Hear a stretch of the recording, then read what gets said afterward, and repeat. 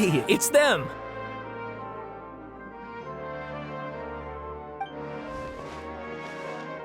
Akaba, Sawada, you're still here?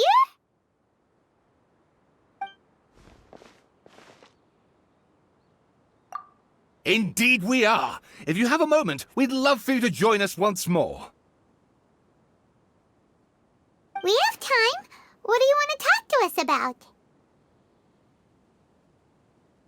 It's the same topic we discussed last time. Obviously. Still looking for more info about Tatarasuna, huh? Should we join them?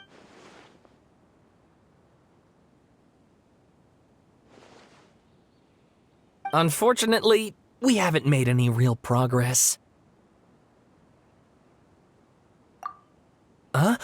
Oh, of course.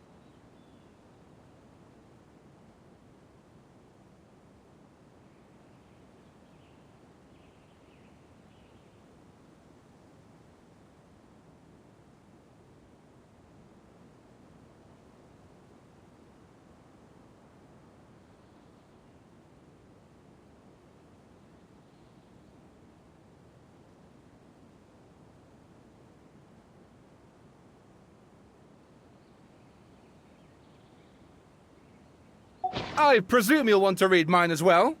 Here.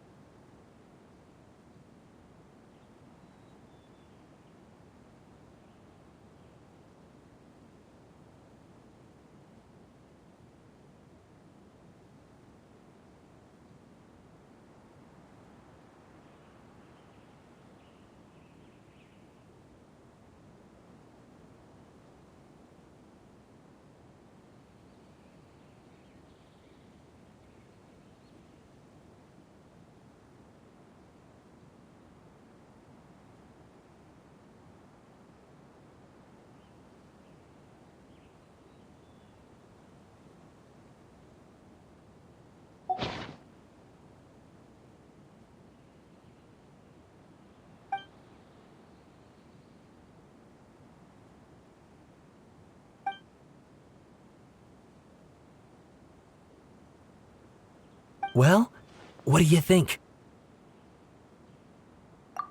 Hey, Traveler. Remember how last time Akaba was saying how he wished he could gather more information about all this? Well, we just got back from Inazuma. So how about we tell them what we learned? What did you find out? Something big? It's a long story. Basically, we have some friends in Inazuma, and...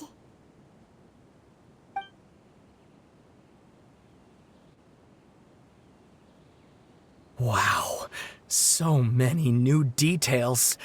Thank you so much for sharing that with us. Well, well, so it all comes down to one man's desire for revenge. Huh. You heard this from a member of the Amanoma clan, you say? Then I guess it must be true. Ugh. So there's no ghost story here after all. This new information actually lends further credence to my hypothesis.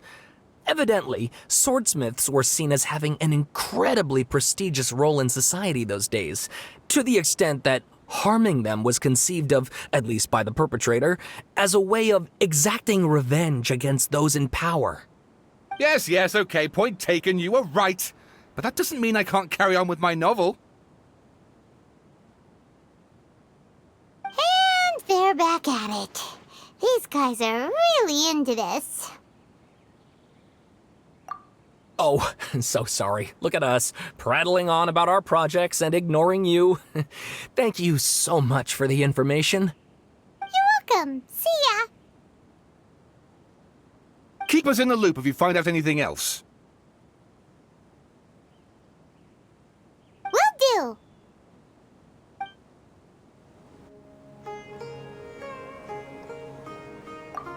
Great! I can finally move forward with my novel. But what a sad story. I don't know what I was expecting, but I never would have guessed this.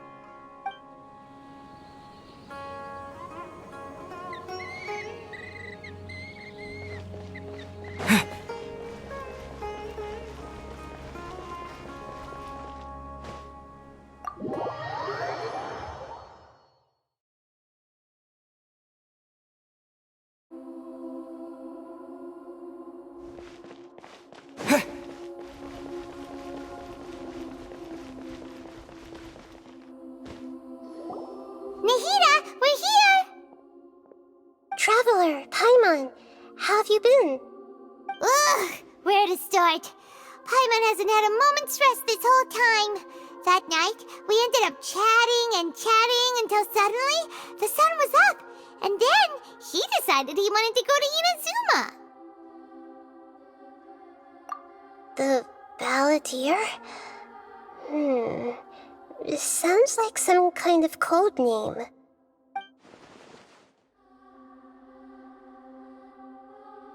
You look troubled. Is there something you need to tell me?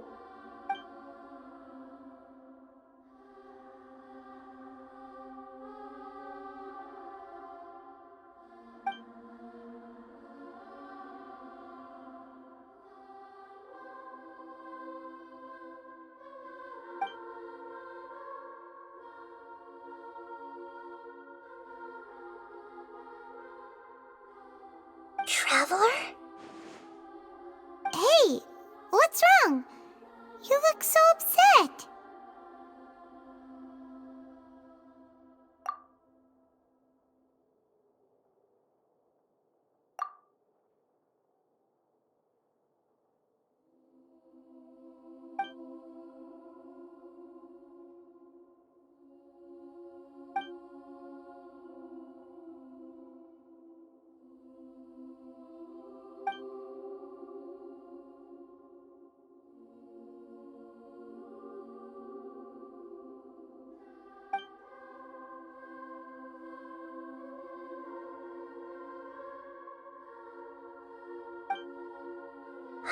That's quite a story. So, this puppet known as the Balladeer erased himself from Irminsul, hoping that he could change the past. But how was he even able to do that? As the Traveler said, he very nearly became Sumeru's deity. Admittedly, I remember it a little differently. I don't recall finding anyone inside the machine after we defeated it. Nevertheless, it does make sense. If someone were to successfully erase themselves from Irminsul, the world would change to reflect the new reality. So, you believe this person really existed, and we just don't remember him because...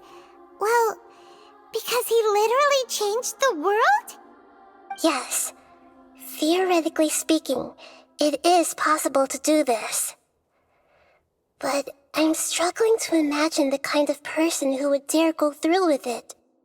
The Traveler comes from a world beyond Teyvat. That's why there's no information about him in Irminsul, and it also explains why any changes to Irminsul wouldn't affect him. So if there's anyone in the world capable of retaining memories from a past that has been rewritten, it's you. It's quite incredible when you think about it. Paimon's having a hard time understanding this balladeer guy's motivations. Why did he do it? I can only make inferences based on the information we've been given. As for what kind of person he was, only you remember that.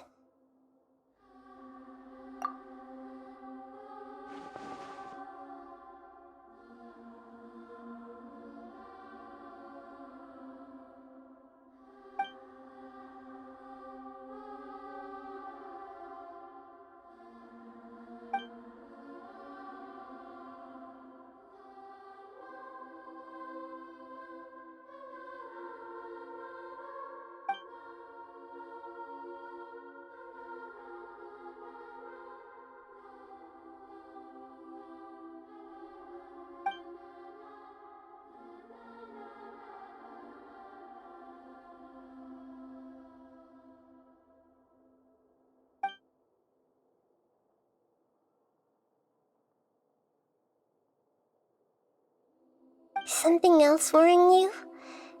Something that you can't share?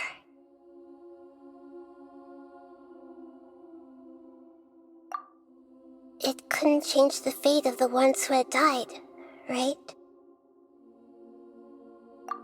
Once the balladeer realized he hadn't been betrayed after all, it must have completely changed his view of the people of Tatarasuna. Now he saw them as friends again. He couldn't keep hating humans after that. And if he thought there was a chance he could save his old friends, it would be hard not to try. The story makes sense, every part of it. The balladeer tried to achieve godhood with the doctor's help. He was unsuccessful, but retained the power to connect with Irminsul. That power then enabled him to change what was recorded in Irminsul and erase himself, even though he didn't have much strength left. Yeah, it does make sense, but it still ended in tragedy for his friends. It just feels so hopeless. He gave everything to do this, but it seems like he got nothing in return.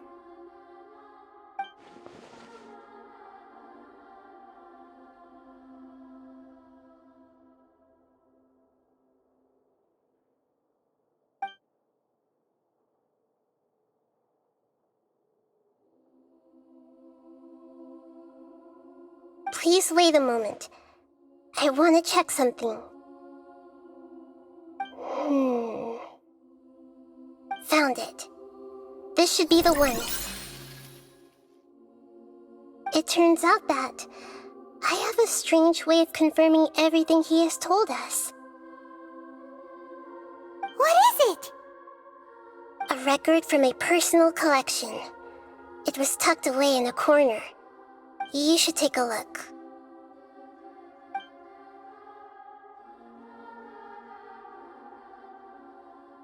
Is this a fairy tale? Who wrote it? I authored this record myself. Huh? You wrote a fairy tale that somehow has something to do with the balladeer? When combined with the traveler's narrative, it's clear that this story is an allegory. Everything in it is a symbol for something else. Hold on. So this record survived from the past? Yes. Any information about the balladeer or the kabuki mono in other records will have been changed. But I wrote this story in a way that means it was left intact. Changing the information in Irminsul changes to that. But Irminsul can't change information that was well hidden in advance. I guess I must have written this story as a backup before the balladeer entered Irminsul. That's incredible! What a great idea! And sending the traveler into Irminsul with the balladeer must have been a further precaution. I knew he'd remember everything. This story is abstract enough that it still resonates with the present information recorded in Irminsul. But if we connect all the different pieces together, the true story that emerges is the one he told us, the now erased life of the balladeer.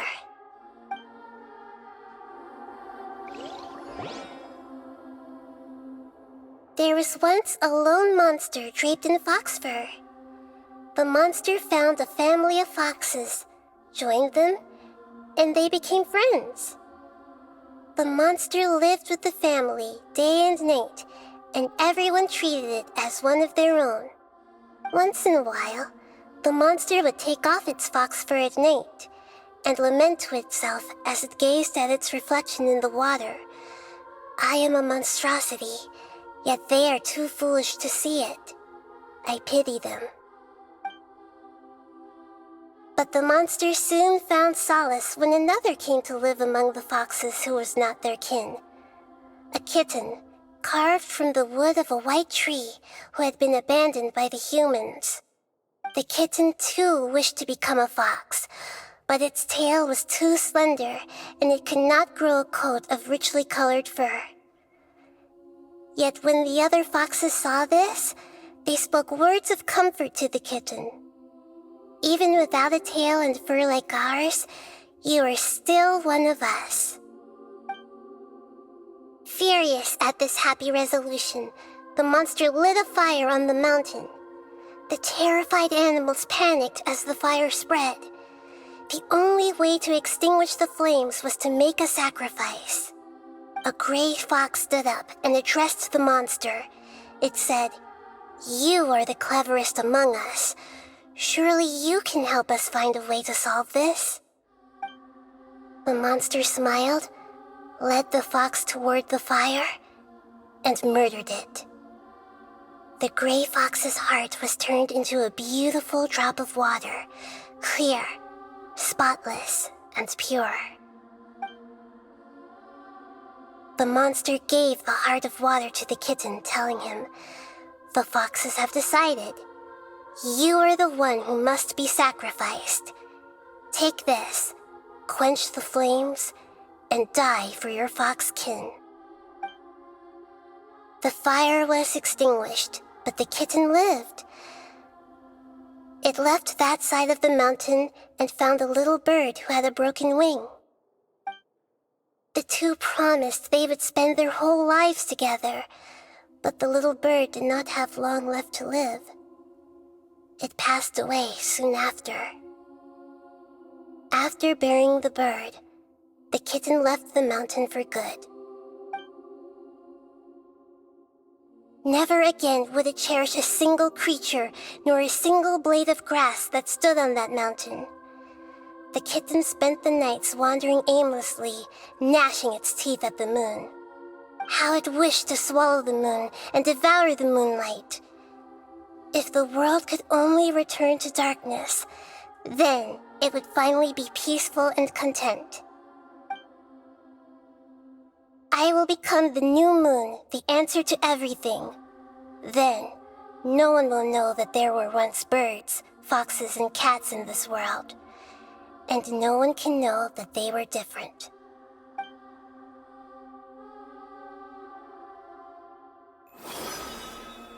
We solved it!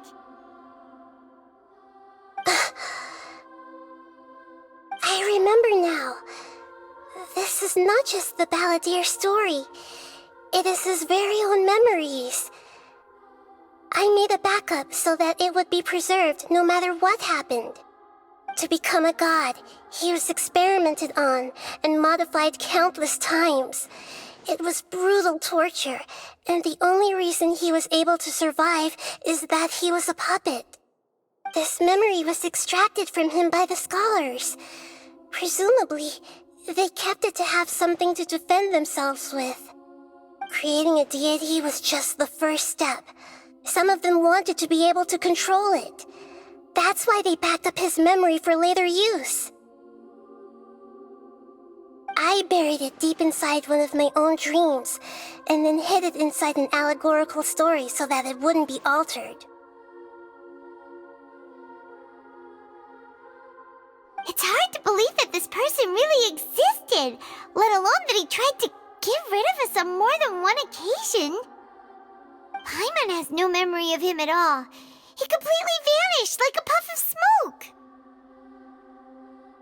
The Balladeer agreed to help me look for information about the Descenders, and although he was unsuccessful, he still helped you. Before he vanished, he confirmed an important detail, that Conria was where your twin first came into this world.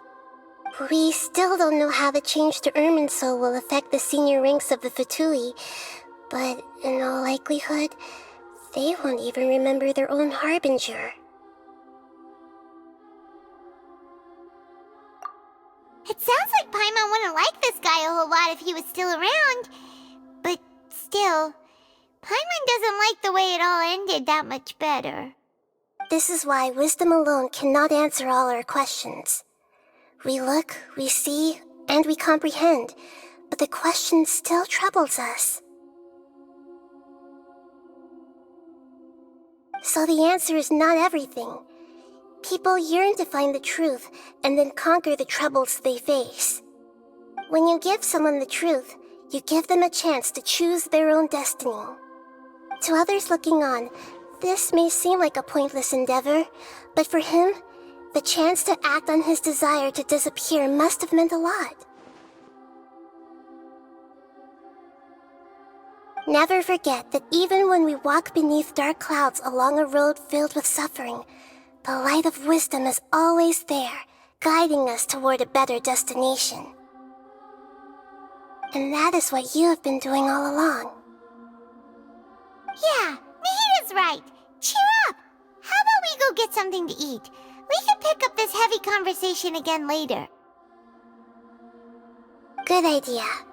Paimon, why don't you take him out for a walk to clear his head? You got it! Come on, Traveler! You need to get out of your head for a while. You'll feel much better after taking a walk.